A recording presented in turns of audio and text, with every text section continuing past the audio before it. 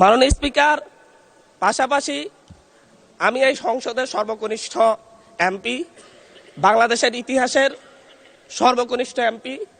আমি এখানে দাঁড়িয়ে আপনারা যে জেনজির কথা বলেন, সেই জেনজির প্রতিনিধি হয়ে আমি সংসদে কথা বলতে আসছি। আপনি যদি বলেন যে জেনজিরা কি চাই, আমি বলছি জেনজিরা ৭২-এর সংবিধান আর চাই না। আপনি যদি বলেন জেনজিরা কি চাই, আমি বলতে এসেছি জেনজিরা এটাই চাই, স্বাধীনতার ৩০ বছর পরে জন্ম নিয়ে আমার মতো যারা সন্তানরা রয়েছে তারা কেন ভোটাধিকার পাই নাই তার জবাব চাই। আমরা তো স্বাধীন বাংলাদেশে জন্ম নিয়েছি মাননীয় স্পিকার।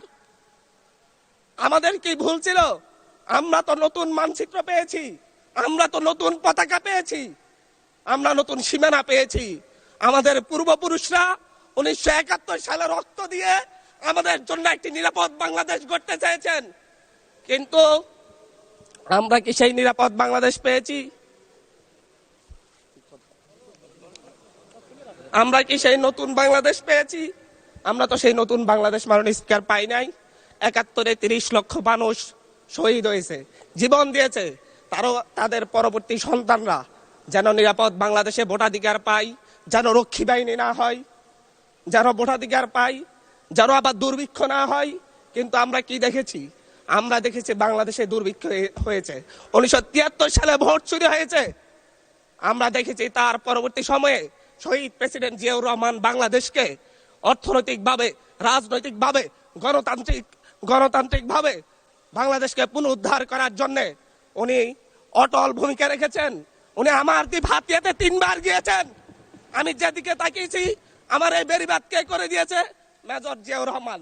আমার এই খালকে খনন করে দিয়ে গেছে মেজর জিয়াউর রহমান। তারপরে এরশাদ এসেছে, বেগম জিয়া এসেছেন। বেগম জিয়া আমার হাতিয়াতে 3 থেকে 4 বার গিয়েছেন, কিন্তু তারপর আমার হাতিয়ার ওই অঞ্চলের নদী ভাঙ্গন রোধ হয় নাই। ওই অঞ্চলের লক্ষ লক্ষ মানুষ ঘরবাড়িহীন ভাবে পড়ে আছে।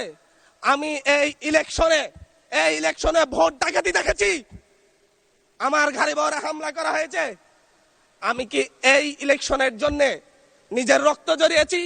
আমি আজকে স্বরাষ্ট্রমন্ত্রী আছেন, মাননীয় প্রধানমন্ত্রী আছেন, আমি এখানে প্রশ্ন করি, আমি কি রক্ত জড়িয়েছি? আমরা রক্ত জড়িয়েছি বলে আপনারা আজকে সংসদে প্রধানমন্ত্রী, স্বরাষ্ট্রমন্ত্রী হয়েছেন।